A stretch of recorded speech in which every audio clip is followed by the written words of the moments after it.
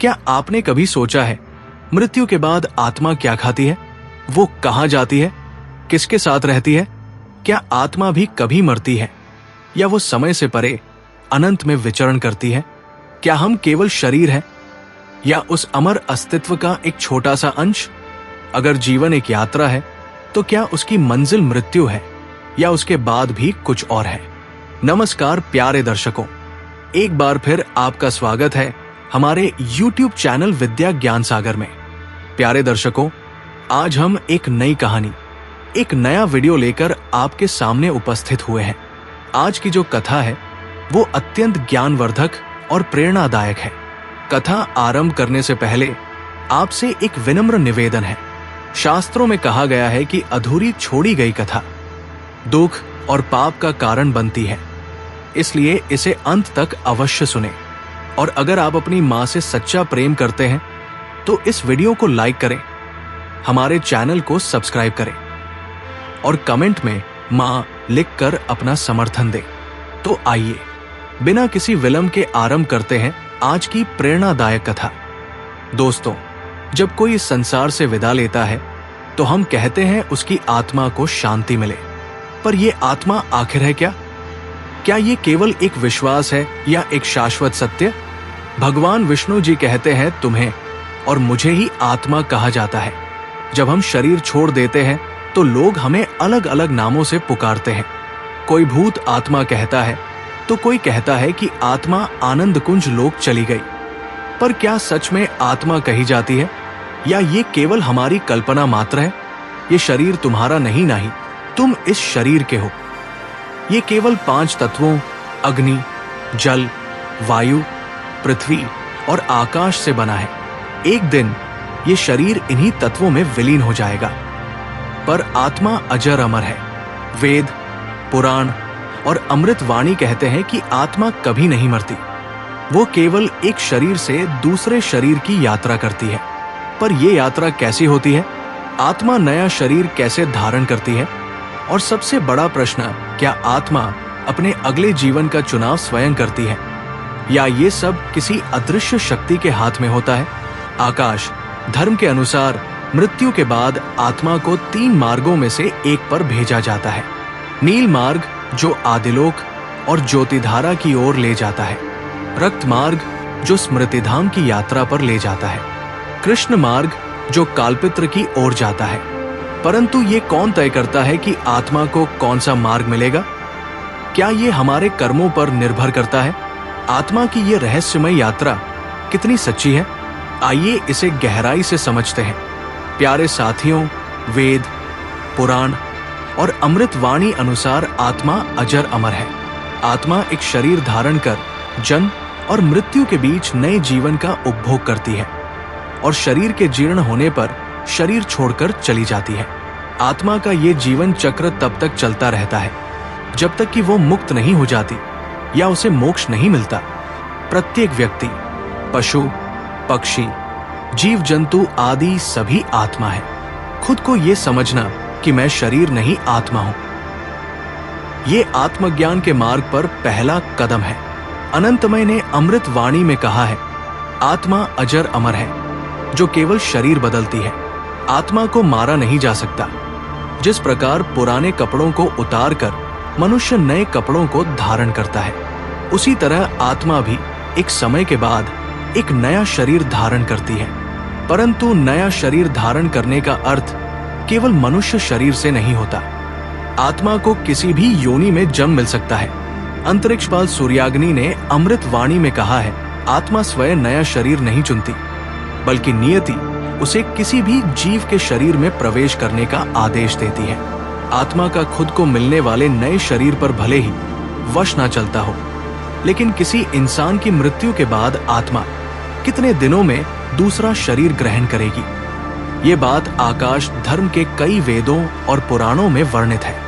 प्रिय मित्रों, किसी व्यक्ति की मृत्यु होने पर सामान्यतः आत्मा तत्काल ही दूसरा शरीर धारण कर लेती है, लेकिन मनुष्य जीवन में किए गए विभिन्न कर्मों के आधार पर कभी कभी आत्मा को नया शरीर प्राप्त करने के लिए लंबी यात्रा करनी पड़ती है।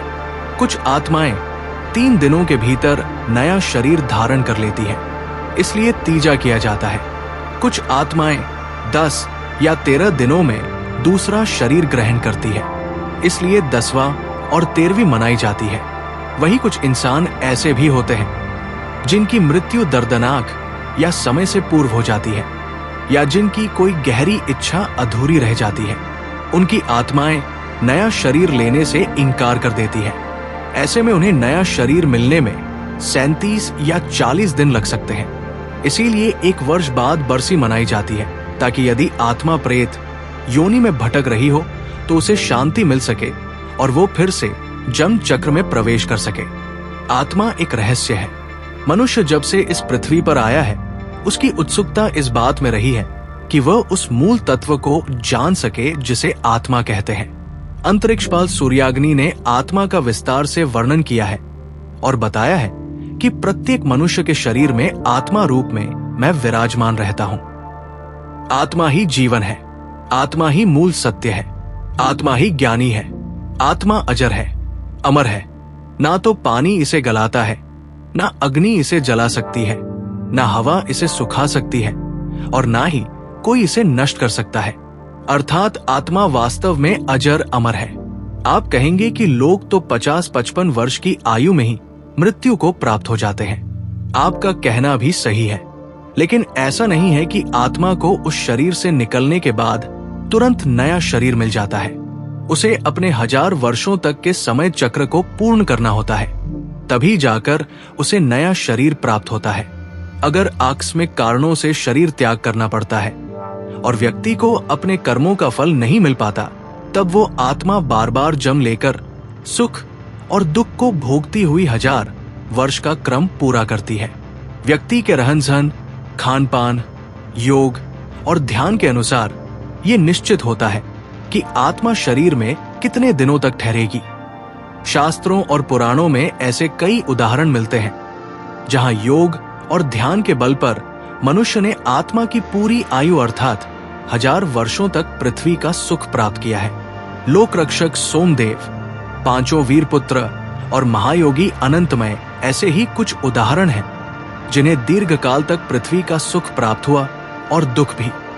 उन्होंने सब कुछ भोग कर शरीर त्यागने के बाद बुढ़ापे को पीछे छोड़कर फिर से युवा रूप में पुनर्जन्म लिया। पुराणों में आत्मा के 3 स्वरूप बताए गए हैं: जीवात्मा, प्रेतात्मा और सूक्ष्मात्मा। जो आत्मा भौतिक शरीर में वास करती है उसे जीवात्मा कहते हैं। जब ये जीवात्मा वासना और कामना से ग्रस्त शरीर में निवास करती है तो उसे प्रेतात्मा कहा जाता है। जब आत्मा सूक्ष्मतम शरीर में प्रवेश करती है तो उसे सूक्ष्मात्मा कहा जाता है। 84 लाख योनियों में जीवन यापन करने वाली आत्माएं मृत्यु के बाद अदृश्य भूत प्रेत योनि में चली जाती है। आत्मा के प्रत्येक जन द्वारा प्राप्त जीव रूप को योनि कहा जाता है। ऐसी कुल 84 लाख योनियां मानी गई हैं, जिनमें कीट पतंगे, पशु पक्षी, वृक्ष और मानव आदि सभी शामिल हैं। आकाश धर्म की मान्यता के अनुसार जीवात्मा 84 लाख योनियों में भटकने के बाद ही मनुष्य जन्म प्राप्त करती है। इन योनियों का वर्गीकरण इस प्रकार है: वृक्ष और पौधे, 30 लाख कीट और पतंगे, 27 लाख पक्षी, 14 लाख जलचर जीव, 9 लाख आदिदेव, मनुष्य, पशु, 4 लाख कुल, 84 लाख योनियां। साधारणतः शरीर वृद्धावस्था में जीर्ण हो जाने के कारण नष्ट होता है, परंतु यदि कोई आकस्मिक कारण उपस्थित हो जाए तब अल्पायु में ही शरीर त्यागना पड़ता है। जब मनुष्य मरने को होता है तब उसकी समस्त बाह्य शक्तियां अंतर्मुखी हो जाती है और आत्मा स्थूल शरीर से बाहर निकल पड़ती है। मुख, नाक, आंख, कान, प्राण और उत्सर्जन ये शरीर से आत्मा के निकलने के प्रमुख मार्ग होते हैं। दुष्ट वृत्ति वाले लोगों की आत्मा प्राय मलमूत्र के मार्ग से निकलती देखी गई है, जबकि योगी और सत्कर्मी व्यक्ति सहस्रार सिर के मध्य भाग से प्राण त्याग करते हैं। मृतक की आत्मा स्थूल शरीर से अलग होकर सूक्ष्म शरीर में प्रविष्ट हो जाती है। ये सूक्ष्म शरीर भी स्थूल शरीर जैसी ही आकृति का होता है, किंतु दिखाई नहीं देता। मृतक को भी इस शरीर का केवल अनुभव होता है। कुछ आत्माएं ही इस सूक्ष्म शरीर को देख पाती है। इस दौरान मृत आत्मा को बहुत आश्चर्य होता है कि मेरा शरीर तो वही पड़ा है और मैं अब हवा में उड़ सकता हूं। वो अपने मृत शरीर के आसपास ही मंडराता रहता है, अपने प्रियजनों को देखता है, उन्हें कुछ कहना चाहता है पर उसकी कोई नहीं सुनता। मृत आत्मा स्वयं को मृत नहीं मानती। वो अपने अंग प्रत्यंग हिलाती डुलाती है, हाथ पांव चलाती है, लेकिन उसे ये अनुभव नहीं होता कि वो मर चुकी है। उसे लगता है कि शायद ये कोई सपना है। जब वो बार बार अपने पुराने शरीर में लौटने का प्रयास करती है और असफल होती है, तब उसे सत्य का आभास होता है। जब तक अंतिम संस्कार नहीं होता, आत्मा अपने मृत शरीर के पास बार बार लौटती है। यदि शरीर को जला दिया जाए तो आत्मा उसी समय निराश होकर किसी और मार्ग पर जाने लगती है, परंतु यदि शरीर को दफनाया गया हो तो आत्मा उस शरीर से मोह नहीं छोड़ पाती और कई दिनों तक उसी स्थान के आसपास घूमती रहती है। जिन मृतकों का मोह माया बहुत गहरा होता है, वे आत्माएं चिता भूमि में लंबे समय तक भटकती रहती है। शरीर की ममता बार बार उधर खींचती है और वे अपने को संभालने में असमर्थ होकर उसी के आसपास रुदन करते रहते हैं। कई ऐसे भी होते हैं जो शरीर की अपेक्षा प्रियजनों से अधिक मोह करते हैं। वे चिता भूमि के स्थान पर प्रिय व्यक्तियों के निकट रहने का प्रयत्न करते हैं। पुराणों के अनुसार जब भी कोई मनुष्य मरता है और आत्मा शरीर को त्याग कर यात्रा प्रारंभ करती है, तो इस दौरान उसे 3 प्रकार के मार्ग में से किसी एक मार्ग पर चलाया जाता है। ये आत्मा को किस मार्ग पर जाना है, ये केवल उसके कर्मों पर निर्भर करता है। ये 3 मार्ग हैं: नील मार्ग, रक्त मार्ग और कृष्ण मार्ग। नील मार्ग आदिलोक और ज्योति धारा की यात्रा के लिए होता है। रक्त मार्ग स्मृतिधाम की ओर ले जाता है और कृष्ण मार्ग कालपित्र की ओर। हालांकि इन सभी मार्गों से गई आत्माओं को कुछ काल तक भिन्न भिन्न लोकों में रहने के बाद पूर्ण मृत्यु लोक में आना ही पड़ता है। अधिकतर आत्माओं को यही जन्म लेना होता है और यही मरकर पुनः जन्म लेना पड़ता है। यशुर संहिता में कहा गया है कि शरीर छोड़ने के पश्चात जिन लोगों ने तप और ध्यान किया होता है, वे आदिलोक चले जाते हैं, अर्थात वे परम तत्व में लीन हो जाते हैं। कुछ सत्कर्मी भक्तजन आनंद को चले जाते हैं और आदिदेव बन जाते हैं। दुष्ट प्रवृत्ति वाले कुछ लोग प्रेत योनि में अनंत काल तक भटकते रहते हैं और कुछ वापस धरती पर जन्म ले लेते हैं। जन्म लेने वालों में भी ये आवश्यक नहीं कि वे मनुष्य योनि में ही जन्म लें। इससे पूर्व सभी आत्माएं स्मृतिधाम में निवास करती हैं, वही उनका न्याय होता है। सामान्य जनों के लिए ये धारणा कार्य करती है कि वे किस प्रकार की भावना और विश्वास लेकर मृत्यु को प्राप्त हुए हैं। जैसे किसी के मन में ये गहरी धारणा है कि मृत्यु के बाद यमदेव आएंगे, तो उन्हें सच में यमदेव दिखाई देने लगते हैं। वहीं जिनके विश्वास में ये बैठा होता है कि मृत्यु के पश्चात आत्मा गहरी नींद में चली जाती है, उन्हें सच में ऐसा ही अनुभव होता है। अध्यात्म शास्त्र के अनुसार हमारे शरीर में 7 प्रकार के चक्र होते हैं। ये 7 चक्र हमारे 7 प्रकार के शरीर से जुड़े होते हैं, जिनमें प्रमुख 3 हैं: भौतिक शरीर, सूक्ष्म शरीर, कारण शरीर। भौतिक शरीर लाल रक्त से सना होता है, जिसमें लाल रंग की प्रधानता होती है। सूक्ष्म शरीर सूर्य के पीले प्रकाश जैसा होता है। कारण शरीर नीले रंग से युक्त होता है। कुछ ज्ञानी जन मानते हैं कि नीला रंग आज्ञा चक्र का और आत्मा का रंग है। नीले रंग का प्रकाश आत्मा के अस्तित्व को दर्शाता है, जबकि पीले रंग की आभा आत्मा की उपस्थिति का संकेत देती है। गुरुवर दीप्ति प्रभा के अनुसार पाश्चात्य योगियों का मत है कि जीव का सूक्ष्म शरीर बैंगनी छाया लिए होता है, जबकि भारतीय योगी इसे शुभ्र ज्योति स्वरूप अर्थात सफेद प्रकाश वाला मानते हैं। आत्मा के लिए कौन सा दिन महत्वपूर्ण होता है? आश्विन की पूर्णिमा और कार्तिक मास के कृष्ण पक्ष की प्रतिपदा से लेकर अमावस्या तक का समय पितृपक्ष कहलाता है। इस काल में मृत पूर्वजों का श्राद्ध किया जाता है। पितरों की तिथि को ही उनका श्राद्ध किया जाता है। सर्पित्र अमावस्या के दिन उन सभी पूर्वजों का श्राद्ध किया जाता है जिनकी तिथि ज्ञात नहीं होती। क्या इच्छा अनुसार जन्म और मृत्यु संभव है? अपनी इच्छा से शरीर त्यागना आसान है, लेकिन इच्छा से शरीर धारण करना कठिन है। फिर भी जो व्यक्ति इच्छा से शरीर छोड़ना सीख जाता है, वो भविष्य में इच्छा अनुसार जन्म भी ले सकता है। इच्छा मृत्यु शब्द का सर्वप्रथम उल्लेख महाकाव्यों में मिलता है, जिसका अर्थ है अपनी मर्जी से मृत्यु को प्राप्त करना। धृतिमान वयोज्येष्ठ ने बाणों की शैया पर लेटकर अपनी इच्छा से ही मृत्यु को आमंत्रित किया था। शास्त्रों के अनुसार जीव स्वयं अपनी इच्छा, भावना और कर्म से संस्कारों के अधीन होकर जन्म ग्रहण करता है। ये भाव उसके जीवन में किए गए कर्मों और अनुभवों के बीज रूप में मृत्यु के साथ जाते हैं और उसी के अनुसार अगला जन्म मिलता है। इसे एक गणितीय समीकरण की तरह समझा जा सकता है, सरल लेकिन अत्यंत गहरा। अधिकतर लोग प्रकृति के नियमों के अनुसार जन्म लेते हैं, लेकिन कुछ योगी या आत्मज्ञानी ऐसे भी होते हैं जो अपनी अगली जन्म स्थली तक का चयन कर लेते हैं। अमृत वाणी में आत्मा को लेकर सबसे प्रामाणिक वर्णन मिलता है।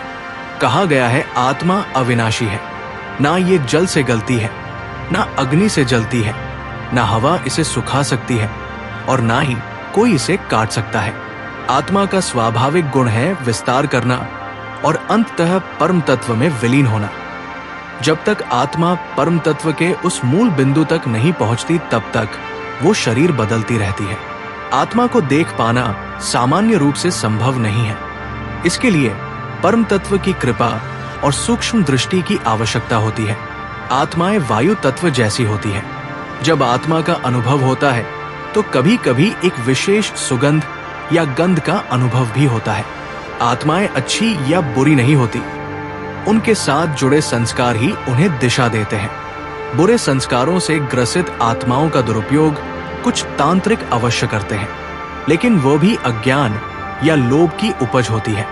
तंत्र मंत्र जैसी बातें केवल भ्रम है। सत्य एक ही है और वो है परम तत्व की भक्ति। इसलिए हमें चाहिए कि हम महादेव और अनंतमय की शरण में जाएं, सत्संग करें, भजन करें, कीर्तन करें, अपने संस्कारों को शुद्ध करें, कर्मों को सुधारें और आत्मज्ञान को प्राप्त करें। अमृत वाणी में कहा गया है, मनुष्य की आत्मा स्वयं सर्व सामर्थ्य परमेश्वर का श्वास है। आत्मा जब जन्म और मृत्यु के चक्र में अनगिनत बार भटकने के बाद थक जाती है, तब वो अपनी यात्रा का अंतिम लक्ष्य मोक्ष प्राप्त करने की आकांक्षा रखती है। मोक्ष का अर्थ है आत्मा का इस संसार के बंधनों से पूर्ण रूप से मुक्त हो जाना और परमात्मा में विलीन हो जाना। ये आत्मा की सर्वोच्च स्थिति होती है, जहां वो ना सुख की इच्छा रखती है और ना ही दुख की अनुभूति। मोक्ष की आवश्यकता क्यों है? वेदों के अनुसार आत्मा जब तक अपने वास्तविक स्वरूप को नहीं पहचानती, तब तक वो माया के भ्रम में फंसी रहती है। माया यानी ये संसार, इसके संबंध, इच्छाएं, क्रोध, लोभ और अहंकार आत्मा को बार बार जन्म लेने के लिए विवश करते हैं। यही कारण है कि कहा गया है, पुनर्जन्मम पुनर्मरणम जन्नी जठरे शयनम। ए संसारे बहु दुखे कथम मोक्षम मम प्रभु। मोक्ष प्राप्ति के 4 मार्ग आकाश शास्त्रों ने मोक्ष प्राप्त करने के लिए 4 प्रमुख मार्ग बताए हैं। 1 ज्ञान योग आत्मा और परमात्मा के सत्य ज्ञान द्वारा। 2 भक्ति योग परमात्मा की निष्काम भक्ति द्वारा। 3 कर्म योग बिना फल की आशा किए हुए सत्कर्म द्वारा। 4 अष्टांग योग ध्यान और साधना द्वारा अंतर्मन से जुड़कर। इन 4 मार्गों का एक ही उद्देश्य है, आत्मा को उसकी वास्तविक स्थिति का बोध कराना। जब आत्मा जान जाती है कि वो शरीर नहीं है, तब वो बाह्य संसार से विमुख होकर अपने आंतरिक स्वरूप की ओर आकर्षित होती है। आत्मज्ञान ही है मोक्ष का द्वार। अमृत वाणी में अनंतमय यशधीर से कहते हैं, न जायते मयते व कदाचित न भूत्वा भविता व न भया अजो नित्य शाश्वतोय पुराणो न हन्यते हन्यमाने शरीरे। इस श्लोक का भाव है कि आत्मा कभी जन्म नहीं लेती, नहीं मरती है। ये सनातन है, अविनाशी है, केवल शरीर मरता है, आत्मा नहीं। जो व्यक्ति इस सत्य को समझ लेता है, वही मृत्यु के भय से मुक्त हो जाता है, वही मोक्ष की ओर अग्रसर होता है। मोक्ष की अवस्था कैसी होती है? जब आत्मा मोक्ष प्राप्त करती है, तब वो कर्म के बंधनों से मुक्त हो जाती है, पुनर्जन्म के चक्र से बाहर आ जाती है, सुख दुख से परे केवल शांति और परमानंद में लीन हो जाती है, परमात्मा के साथ एकाकार हो जाती है, जैसे बूंद समुद्र में मिल जाती है। मृत्यु एक ऐसा विषय है जो हर जीवित प्राणी के जीवन से जुड़ा है, फिर भी ये सबसे अधिक उपेक्षित और भयभीत करने वाला विषय माना गया है। लेकिन अध्यात्म के दृष्टिकोण से मृत्यु कोई अंत नहीं है, बल्कि आत्मा की यात्रा का एक संक्रमण काल है, एक पड़ाव। ये वो क्षण होता है जब आत्मा एक शरीर से निकलकर अगले अनुभव की ओर अग्रसर होती है। इस खंड में हम समझेंगे कि मृत्यु की चेतना क्या होती है और ये चेतना आत्मा के अगले जन्म को कैसे प्रभावित करती है। मृत्यु की घड़ी की चेतना शास्त्रों के अनुसार जिस समय प्राणी मृत्यु को प्राप्त होता है, उस अंतिम क्षण की चेतना अत्यंत महत्वपूर्ण होती है। मृत्यु की घड़ी में व्यक्ति का मन जिस विचार में लिप्त होता है, वही विचार उसके अगले जन्म की दिशा तय करता है। अमृत वाणी में अनंतमय कहते हैं, यम यम वापिस स्मरण भावम तजत्ते कलेवरम तन तमेति कौनते सदा तद्भाव भाविता, अर्थात जो भाव लेकर प्राणी शरीर का त्याग करता है, वो उसी भाव को प्राप्त करता है। यदि उस क्षण मन परम तत्व में लीन है, भक्ति में है, सत्य और प्रेम में है, तो आत्मा उच्च लोकों में जाती है या मोक्ष को प्राप्त करती है। पर यदि मन वासनाओं, क्रोध, मोह या डर से भरा होता है, तो आत्मा उसी ऊर्जा में खींचकर निम्न योनियों में जन्म लेती है।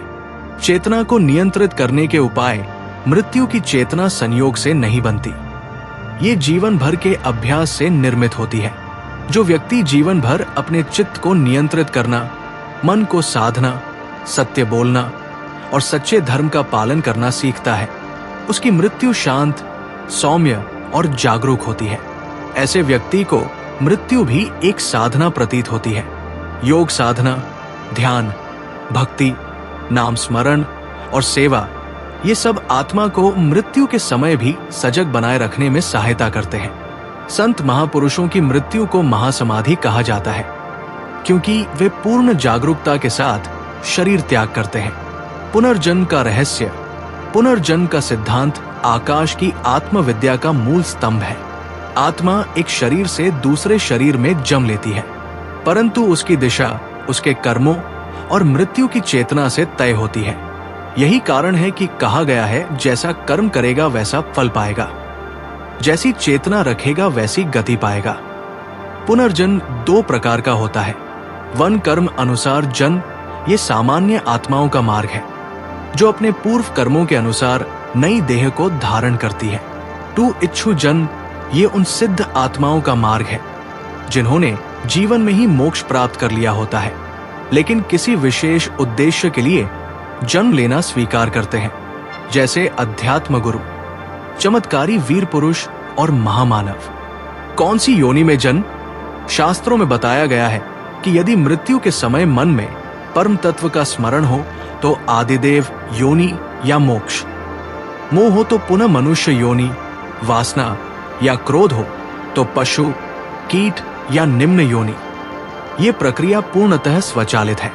इसे काल पुरुष, आदि लेखक और सूर्य चक्र संचालित करते हैं। कोई भी सांसारिक शक्ति इसे बदल नहीं सकती।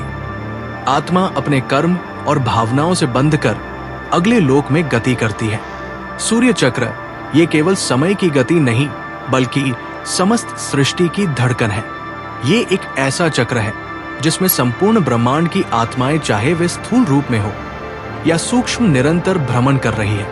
आत्मा कभी विश्राम नहीं करती, वो निरंतर गति में है, जन्म, मृत्यु और पुनर्जन्म के मार्ग पर। काल का चक्र क्या है? काल यानी समय ना तो रुकता है और ना ही लौटता है। आकाश धर्म में काल को चौथा आदिदेव कहा गया है, जो स्वयं अंतरिक्षपाल सूर्याग्नि की इच्छा से संचालित होता है। ये काल 3 भागों में विभक्त होता है: भूतकाल, वर्तमान काल और भविष्य काल। किंतु आत्मा के लिए ये काल भी एक भ्रम है, क्योंकि आत्मा तो कालातीत है, वो इन तीनों से परे होती है। पर जब तक वो शरीर में बंधी है, तब तक उसे काल के नियमों का पालन करना पड़ता है। आत्मा की ब्रह्मांडीय यात्रा कैसे शुरू होती है? जब कोई आत्मा एक शरीर को त्यागती है, तब वो सूक्ष्म शरीर में परिवर्तित होकर ब्रह्मांडीय यात्रा पर निकल पड़ती है। ये यात्रा स्थूल से सूक्ष्म और फिर सूक्ष्म से कारण शरीर की ओर जाती है। इस यात्रा में आत्मा को पांचों तत्वों की परीक्षा से गुजरना होता है। ये ब्रह्मांडीय यात्रा आत्मा के कर्मों के आधार पर निर्धारित होती है। यदि कर्म श्रेष्ठ है तो आत्मा उच्च लोकों की यात्रा करती है, जैसे आनंद कुंज, तेजोमंडल, मृदुलोक या आदिलोक। यदि कर्म अधम है तो आत्मा को कालपित्र की ओर गिरना पड़ता है। जब तक आत्मा पूर्णतः शुद्ध नहीं हो जाती तब तक उसे ब्रह्मांड के विभिन्न स्तरों से गुजरना पड़ता है। ये एक शुद्धिकरण की प्रक्रिया है। जैसे सोने को अग्नि में तपाकर उसकी अशुद्धियां निकाली जाती है। क्या आत्मा विश्राम करती है? ये एक सामान्य प्रश्न है। क्या आत्मा को विश्राम मिलता है? उत्तर है, आत्मा को केवल मोक्ष प्राप्त होने पर ही विश्राम मिलता है। जब आत्मा स्वयं को परम तत्व से एकाकार कर लेती है, जब वो मैं और मेरा की सीमाओं से मुक्त हो जाती है, तभी उसकी ब्रह्मांडीय यात्रा समाप्त होती है। अन्यथा वो निरंतर जन्म और मृत्यु के चक्र में फंसी रहती है। काल और आत्मा का संबंध काल आत्मा को परखता है। काल वह दर्पण है जिसमें आत्मा अपने कर्मों का प्रतिबिंब देखती है। हर जन्म, हर मृत्यु आत्मा की स्मृति में अंकित रहती है, किंतु शरीर बदलने के साथ साथ ये स्मृति पीछे छूट जाती है। परंतु आत्मा जानती है, वो जानती है कि वो कौन थी, कहाँ गई थी और अब कहाँ जा रही है। महादेव और काल एक गढ़ संबंध महादेव को कालों का भी काल कहा जाता है।